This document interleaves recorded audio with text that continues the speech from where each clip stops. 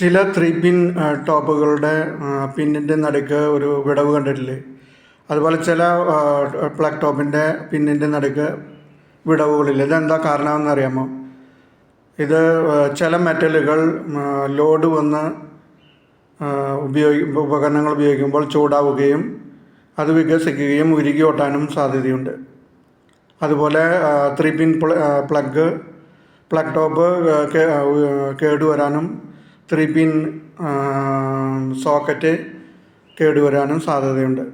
ഇതില്ലാതിരിക്കാൻ വേണ്ടിയിട്ടാണ് കമ്പനികൾ അതിൻ്റെ പിന്നിൻ്റെ നടുക്ക് ഒരു വിടവിടുന്നത്. ഇങ്ങനെ വിടവിട്ട് കഴിഞ്ഞാൽ മെറ്റൽ വികസിക്കുകയും അതിൻ്റെ എയർ ആ വിടവിലൂടെ പോകുകയും അത് ഉരുകി ഒട്ടാതെ സുഗമമായി പ്രവർത്തിക്കുന്നതിനും കാരണമാകും. അതേപോലെ ചില മെറ്റലുകൾ എത്ര ചൂടായാലും അത് ഉരുകി ഒട്ടില്ല. അലുമിനിയം സ്റ്റീലിലെ നടുക്ക് വിടവിൻ്റെ ആവശ്യമില്ല. അല്ലാത്ത മെറ്റലുകൾ ഉപയോഗിക്കുമ്പോൾ അതിൻ്റെ നടുക്ക് വിടവ് വേണം.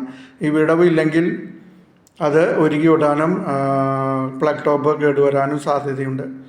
അതിനാൽ നിങ്ങൾ പ്ലഗ് ടോപ്പ് മേടിക്കുമ്പോൾ ഇത് ശ്രദ്ധിച്ച് മേടിക്കാനായിട്ട് ശ്രദ്ധിക്കുക.